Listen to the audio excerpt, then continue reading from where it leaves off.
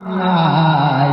আল্লাহর নবী বলেন ওটা বিরান ঘর, ওই ঘরে জিন হাওয়া বাতাস বদনজর আর যত কুপ্রভাব আছে সেই প্রভাবে প্রভাবিত হয়ে উঠবে। তোমার বাচ্চার রোগ সারবে না, তোমার বিবির রোগ সারবে না, তোমার নিজের রোগ সারবে না, সব রিপোর্ট করবে, বল রিপোর্ট খুললি ওকে সব রিপোর্ট ভালো, ডাক্তাররা বলবে রোগ ধরতে পারছি না। কি করে ধরবে গো বাবাজি?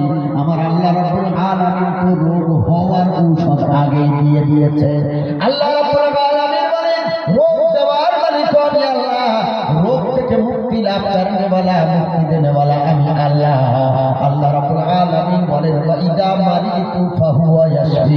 এ বান্দা, তুমি যখন রোগাক্রান্ত হও, তুমি যখন রোগে ভোগো, আমি আল্লাহ তোমার আরোগ্য